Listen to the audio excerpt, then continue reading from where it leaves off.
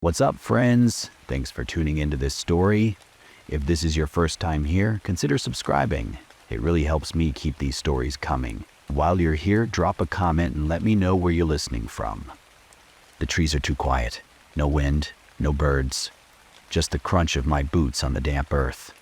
I should have reached the clearing by now. Should have seen the main trail again. Instead, the path is twisted into something unfamiliar, the roots curling like fingers, the branches arching low as if whispering. Then I see it. The tower looms ahead, half devoured by the forest. Black stone, warped and cracked, as if burned from the inside out. The door, slightly ajar, waits. I should turn back, but my legs move forward. Inside, the air is thick, wax, old paper, and something metallic, like rust or dried blood. Candles burn, though no one is here to light them. Books crowd every surface, some stacked neatly, others left open to pages of twisting, shifting symbols. And then, I'm not alone. A figure emerges from the shadows, tall, wrapped in tattered black robes, the fabric barely clinging to his skeletal frame. His skin is pale, almost translucent, and his eyes burn, not with light, but with something deeper, something wrong. He doesn't speak, just watches. His stare pins me in place, as if he already knows why I'm here. I clear my throat. Sorry. I was hiking, got lost, and I saw this place. You did not see it. His voice is low, like rust scraping metal. It let you see it. I frown. What? He lifts his hand. The air shifts, the candles flicker once, then freeze, motionless, as if caught in time. The book closest to me rises into the air, pages fluttering, though there's no wind. My breath catches. Then, with a flick of his wrist, the book slams shut and drops. The candles snap back into motion, the heaviness in the air dissolves, and then everything's silence. My pulse hammers in my throat. What was that? Mordecai's head tilts slightly. A fraction of what is possible. I glance at the book, at the sigils carved into its cover, shifting, writhing, as if alive. Every logical part of me is screaming to leave. This is insane. This isn't real. But my ambition drowns out the fear. I swallow. Can you teach me? For the first time, Mordecai's lips twitch into something like a smile. You will not like the cost. I don't care. The words leave my mouth before I can stop them. Mordecai studies me for a long, heavy moment. Then he turns, walking deeper into the shadows. I follow, and just like that, my fate is sealed. The days inside the tower blur into weeks, the weeks into months. Time moves differently here, or maybe I just stop caring. Mordecai does not teach in the traditional sense. There are no lectures, no explanations. He hands me a book, its pages filled with glyphs that pulse, ink shifting like it's alive, and expects me to understand. At first, I don't. The symbols twist when I try to focus. The words slip through my mind like sand through fingers. But I don't give up.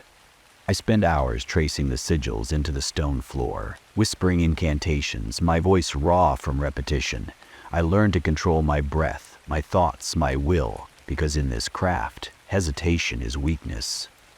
Mordecai watches. He never praises, never encourages. He simply expects.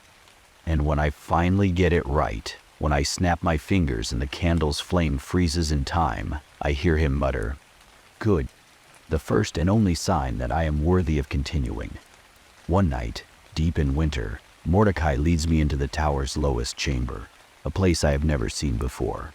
The walls are black stone, slick with moisture, covered in symbols that make my vision blur if I look too long. The air is thick, pressing down like an unseen weight.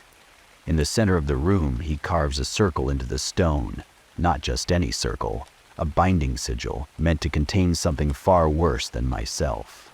"Watch," he says, and then he speaks the name. Not in any language I know, not even in sound, really. The moment it leaves his lips, the air splits, reality bending inward like something is pushing from the other side. The torches gutter. The The stone groans. And then it appears. The demon is not fire and brimstone, not a monster of horns and claws. It is worse. A shadow stretched into something almost human, its form shifting like smoke, its eyes there, but not, reflecting nothing. It does not move, bound inside the circle, but I feel it watching. Mordecai lifts a hand. The demon shudders, its form rippling, and then, like a puppet on strings, it kneels. It obeys him. I stare, my breath shallow, my hands clenched into fists to keep them from trembling. Power, Mordecai says, not looking at me. True power is not found in strength, but in control. And I understand. For the next year, I study the rituals, the blood markings, the incantations, the careful balance between summoning and binding. I learn what a demon can do. They do not create, they do not heal, they only take, only destroy. I learn that a demon, properly bound, can turn a man's mind to dust, rot his flesh with a whisper, make him beg for death with a single thought. And I hunger for more. It is at the end of my second year, on the coldest night of winter, that Mordecai finally tells me the truth. You think you understand, he says, standing over the circle where the demon had once knelt, but you don't. I bristle. I've studied for 2 years. I can bind them now, control them. Mordecai's expression is unreadable. Then, without warning, he reaches down and smudges the circle with his boot. The moment the protective line is broken, the air shreds open. The demon is still there. It was always there, just waiting. And now, nothing holds it back. It lunges. I fall back, raising a hand, screaming the incantation. The sigils sear into my vision. My voice shakes, but the binding works. The demon freezes, writhing in midair, barely held. Mordecai doesn't move, doesn't flinch. He watches me with something almost like disappointment. And what if you had hesitated? He asks quietly. My throat is dry. I feel the weight of what just happened. Mordecai gestures and the demon vanishes, collapsing back into the void like smoke into a vacuum. The torch is steady, the air clears. Now you understand, he says. I do. Summoning isn't a tool. It's a chain around your throat, waiting for one moment of weakness to snap shut. That night, as I sit among the books in the flickering candlelight, Mordecai gives me his final warning. Never call upon them for yourself. I frown. But you do. Mordecai shakes his head. I call them for knowledge, for balance, never for personal gain. If you summon for your own desires, the bond will never break. The demon will stay. Something cold coils in my stomach. Stay? Forever. He leans forward, his shadow stretching over the flickering light. And that, Kaelin, is a fate worse than hell. I shudder, but I tell myself it won't come to that. I tell myself I won't make that mistake. I tell myself a lot of things. And like every fool before me, I believe them. The tower stands silent as I gather my things. Dust hangs in the air, thick with the scent of old parchment, melted wax, and something deeper. The lingering weight of dark knowledge. Mordecai watches from his chair, his face unreadable. 2 years, and I still can't tell what he's thinking. You've learned all I can teach you, he says finally, his voice low, deliberate. But remember what I told you. I nod, gripping the strap of my bag. I remember everything. Never summon for yourself. Only when another is in need. Call for selfish reasons, and the demon will never leave you. I told myself I'd never break that rule. I meant it. Returning home, the town is smaller than I remember. Or maybe I've just outgrown it. Familiar streets, familiar faces. Yet I feel like a stranger here. I expect Lyra to be waiting. I want her to be. Instead, I find her at our old cafe. With him, betrayal. They sit close, too close, His hand rests over hers, his fingers trailing absently along her wrist, the way mine used to. I watch from the sidewalk, frozen. She's laughing. She looks happy, like I never existed. I tell myself to walk away, to let it go, to be better than this, but I can't. The air feels thick, pressing against my ribs. My pulse pounds in my ears, each beat feeding the anger burning in my chest. She was supposed to wait. She promised. I turn and leave. But the unease festers. It poisons. It grows. By the time I reach my apartment, the decision is already made. I try to forget her. I try to forgive. Days pass, then weeks. But the image of them together, her laughter, his touch, the way she looked at him, claws at my mind. It festers. Sleep becomes impossible. Every moment is a loop, replaying what I saw, feeding the resentment. I tell myself it doesn't matter. I tell myself I've outgrown this place, outgrown her. But the anger doesn't fade. It grows. And one night, as the weight of it threatens to crush me, I reach for the grimoire. Not thinking, not stopping, just acting. I draw the sigils, the knife slicing across my palm. Blood drips onto the markings, soaking them deep into the wood. The words spill from my lips, each syllable thrumming with power. The air tenses, then shreds apart. A shadow unfolds from the void, stretching long, unnatural limbs. The room darkens, as if the very light is devoured by its presence. Zartha steps forward. His form shifts, restless. A mass of writhing, black-clawed hands emerging and vanishing, his grin a sharp, endless thing. His hollow eyes lock onto mine. "Master," he murmurs, his voice like rust scraping bone. "You call upon me?" A shiver runs down my spine. The room is colder, smaller.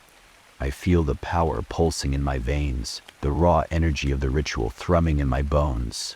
I've done it. I have control. I have power. I grit my teeth. "I need you to do something for me." And just like that, I've made my first mistake.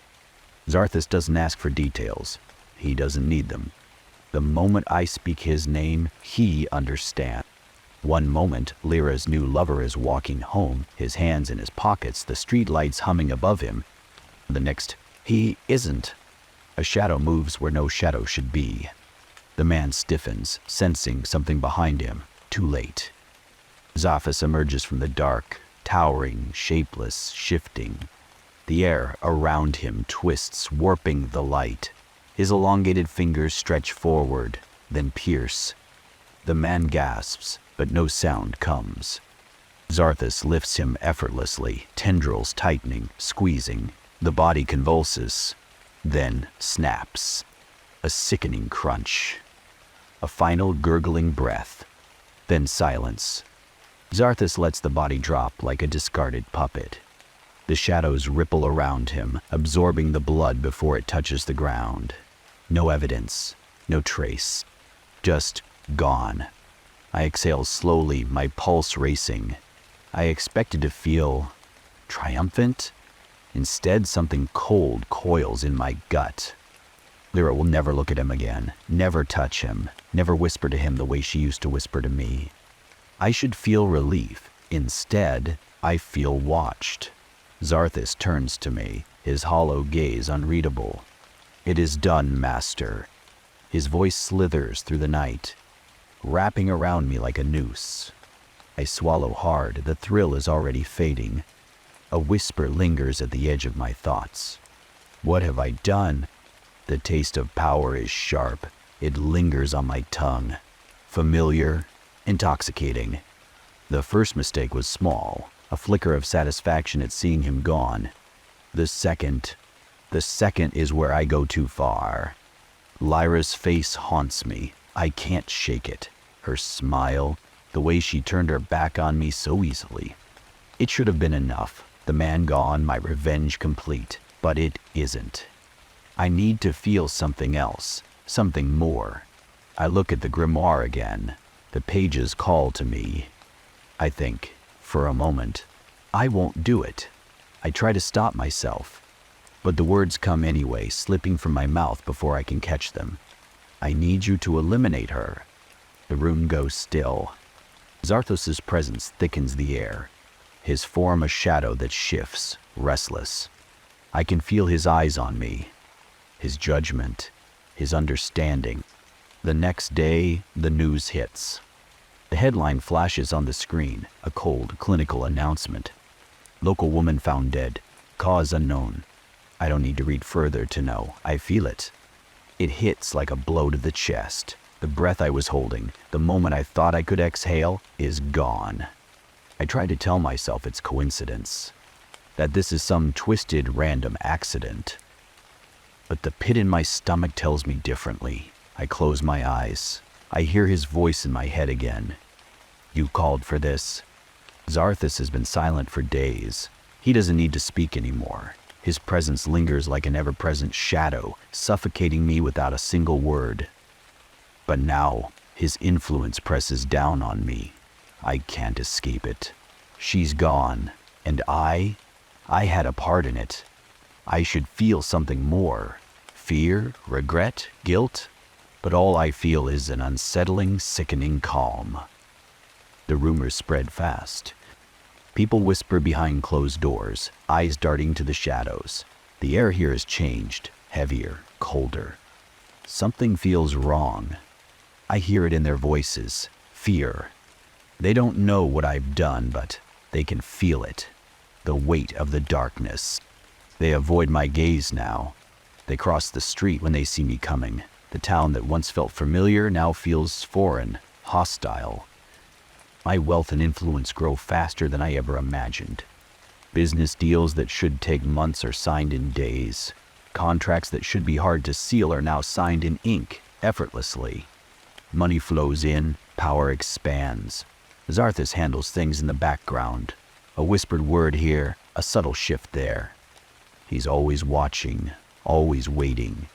And I grow more and more detached from what I once was. I am untouchable now. The town, the people, they are beneath me. They don't matter. I am unstoppable. Zarthos' influence, but it's not just the wealth. It's more than that. Zarthos is changing me.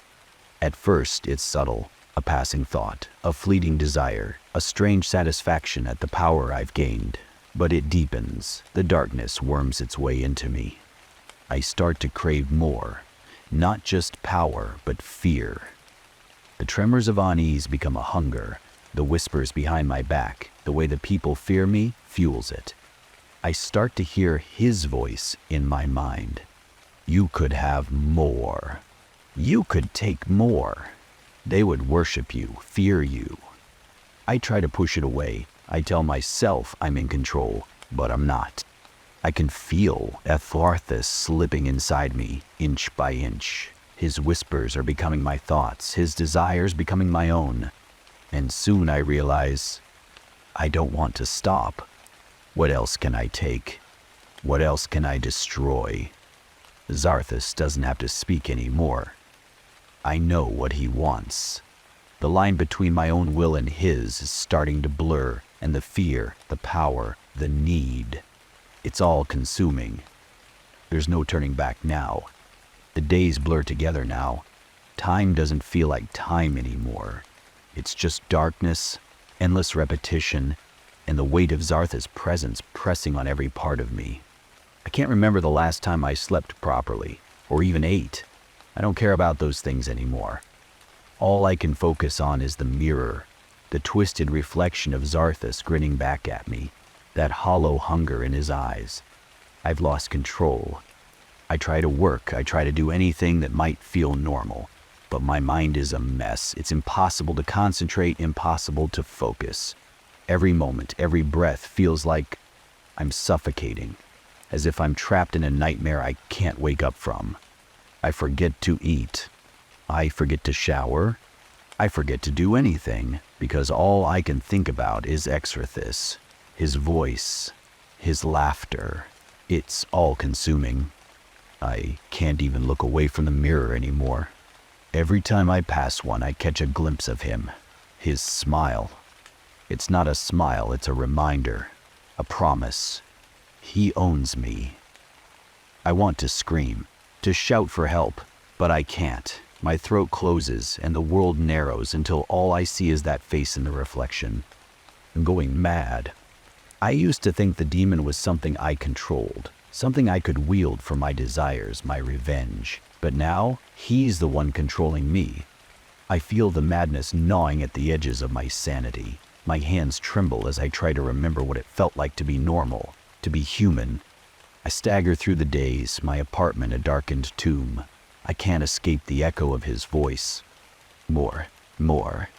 I'm drowning in it, in him. I feel my grip on reality slipping. I forget work. I forget to call my family. I don't even care anymore. I don't care about anything. The only thing that matters is the mirror. The only thing that matters is excess. I wake up one morning with a scream lodged in my throat, my body shaking uncontrollably. I haven't slept in days. My mind is a blur, my limbs heavy. I stand in front of the bathroom mirror, staring at the empty eyes of the man I used to be. But that man is gone. He's not here anymore. I don't even recognize myself. The reflection mocks me, as Zarthus's face twists and stretches, like he's growing, consuming the glass. I reach out, my fingers brushing the cool surface, and for a moment, I think he's going to pull me in, drag me through the mirror and into his world of shadows. But then I remember, he doesn't need to pull me. I'm already there. I'm already his. This is my life now. A life where nothing feels real. A life where I can't escape, where every moment is tainted by Zarthus, by his grip around my soul. I've become nothing more than a vessel for his torment. And as his laughter echoes again in my mind, louder this time, I wonder if this is it. Is this my hell? Am I stuck here forever? Desperation and a growing sense of torment, I seek out Mordecai. He has to find a way to break free. Mordecai, please. My voice raw. I can't take it anymore. I need to break the bond.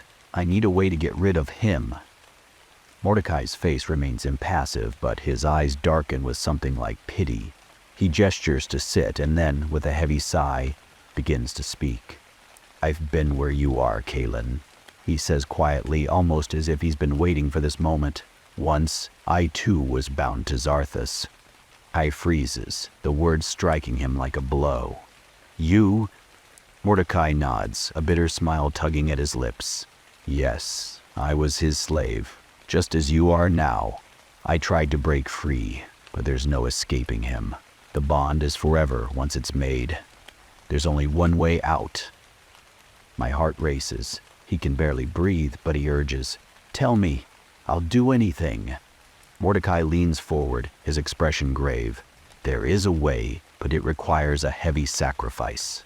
I taught you the rituals, the rites, knowing you'd one day summon him.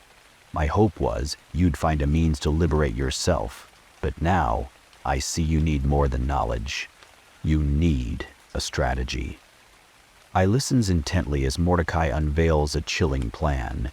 To escape, Mordecai continues, you must bind another to Zarthus in your place. Find someone, teach them the rituals, and when they inevitably call upon him, Zarthus will claim them instead of you.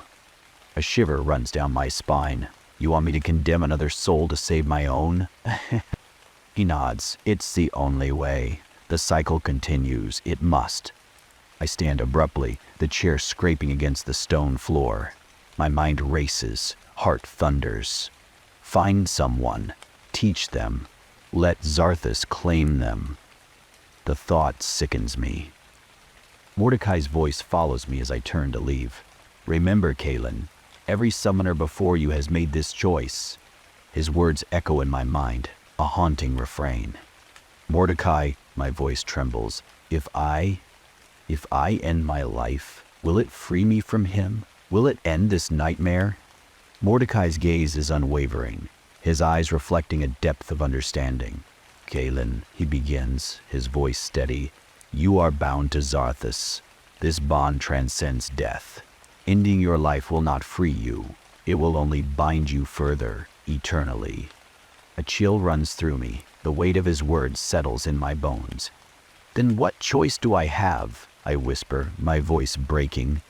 Mordecai's expression softens, but his words are firm. You must find another Kalen. Teach them the rituals. Let them call upon Zarthus. In doing so, you may find your release. The room spins. The thought of condemning another soul to save my own is unbearable, yet the alternative is an eternity of torment. I stagger back, my mind reeling. Is there truly no escape? Leaving Mordecai's study, I am burdened with the knowledge of the path I must take. The moral implications weigh heavily on my conscience, yet the allure of freedom tempts me. As I walk through the desolate streets, I realize that every summoner before me has faced this choice. A cycle of teaching, binding, and escaping at the cost of another's soul. I understand why Mordecai teach me those things, to free himself. Days turn into weeks, and my internal struggle intensifies. I meet individuals who could serve as potential candidates for the ritual, each encounter deepening my moral dilemma. The thought of condemning another to save myself gnaws at my conscience, yet the fear of remaining under Zarthus' control pushes me toward the unthinkable. In the quiet solitude of my apartment, I find myself lost in thought, reflecting on my journey, the choices I've made, the paths I've considered, and the person I've become. The line between right and wrong blurs, and I can't help but wonder if true freedom is worth the cost of another's soul. I have to find another way. I won't live like this anymore. My thoughts race as I flip through ancient texts, each one a desperate plea for answers. Mystics, shamans. I've sought them all. 1,000 voices echo in my mind, each one telling me something different, but all offering the same dark promise. This bond cannot be broken easily. Then I find it. Exorcisms, rituals of power, ancient prayers, blessings, invocations to drive out the darkness. I've heard the legends before, but now they mean something else entirely. They're my only hope. I find a monk. His name is Brother Lorien. His eyes are calm, too calm, like he's already seen the end of the world. He listens, nodding slowly as I tell him everything. The nightmares, the suffocating presence of Zarthus, the bond that's grown tighter with every passing day. His face remains stoic, but something flickers in his eyes. Not pity, understanding. I know what you're speaking of, he says, his voice like gravel being ground underfoot. But I must tell you this. You cannot be freed. Not entirely. The air around me chills, suffocating. But, he continues, there is a way for your soul to be free. You will be dead, but the bond will break. Exis will no longer have you. Your soul will be free. After the ritual ends, you may still live, but it will not be the same. Not ever again.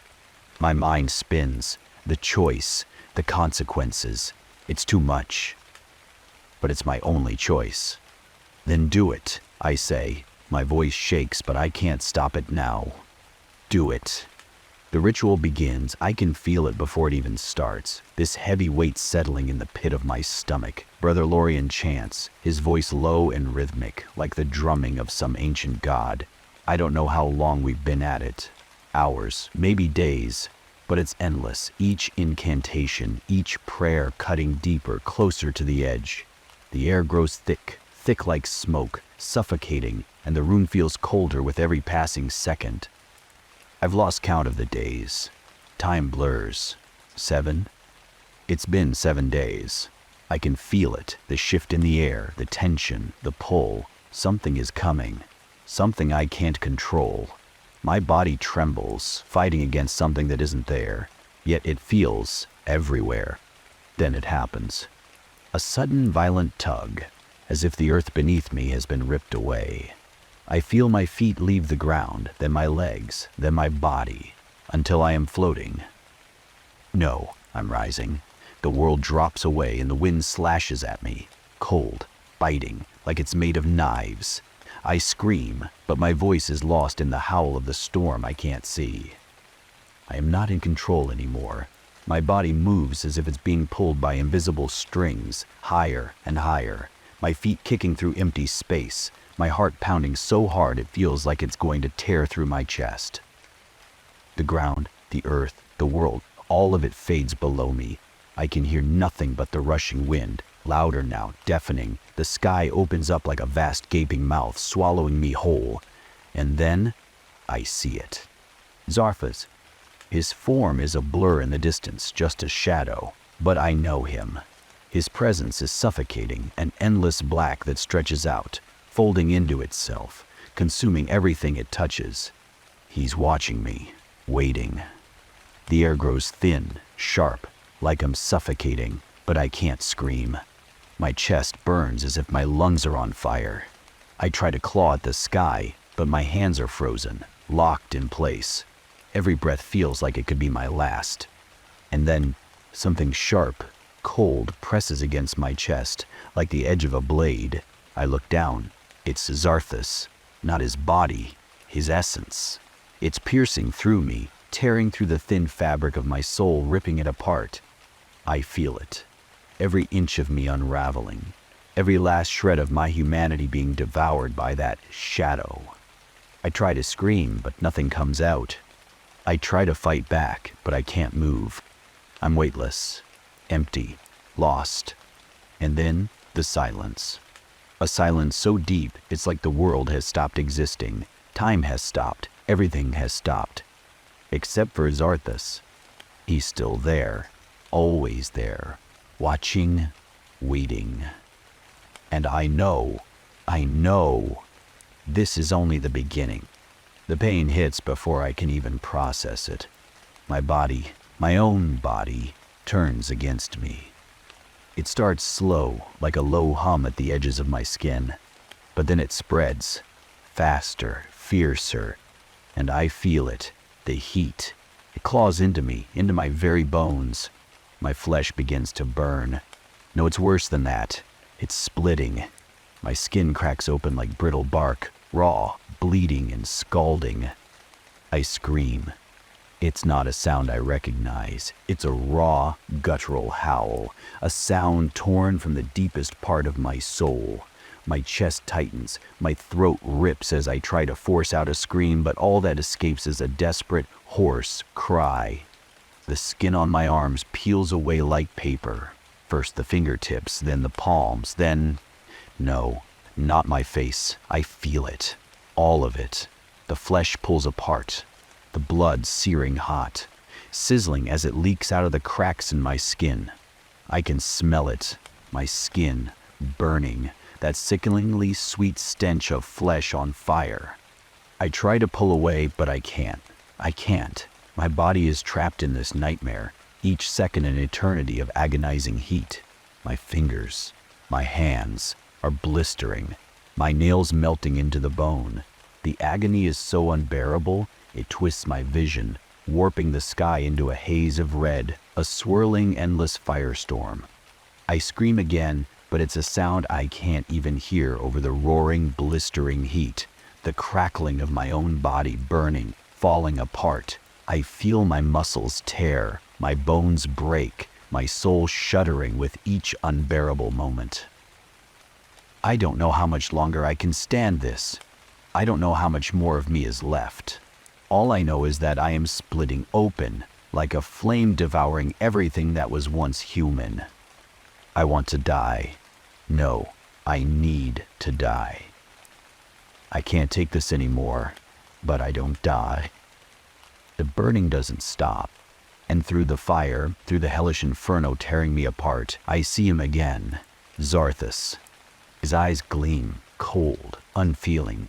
He watches, always watches, as I burn. It feels like Mordecai is saying goodbye to his master for the last time, searching for a new soul to dominate. I watch as Lyra and her boyfriend laugh at me. The fire is endless. It eats me alive, but I'm still here, still conscious, still aware of every ounce of agony that consumes me. Every cell in my body screams. Every breath feels like it might be my last. But I don't die. I can't die. Not yet. And then, through the searing pain, through the heat that claws and twists at my very soul, I hear it. Brother Lorien's voice is chanting. It's soft at first, like the murmur of an ancient wind, but then it grows louder, clearer. Your soul is free from the demon, he says, his words slicing through the haze of pain. But now you are neither dead nor alive. You survive. The words hang in the air like a sentence, like a judgment. I try to move, but my body doesn't respond. I try to scream, but the scream is locked behind the furnace of my own flesh. My hands, my arms, are just charred remnants of what I once was, and I can feel the weight of the silence around me. I am trapped, my body broken, my mind still conscious, still aware of every agonizing moment. You will live, Brother Lorien's voice continues, cold and distant, but you will live like this, like a burned soul. You cannot move, you cannot eat, you cannot speak.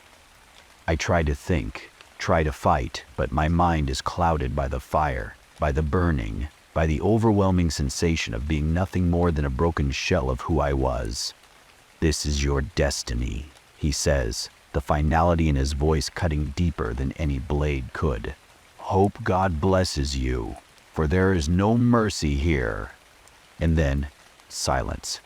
The burning still rages inside me, consuming, but I am locked in place, frozen in this hellish state. I can feel my body, my soul, tethered to something that's no longer human, a twisted half-life that stretches on, forever.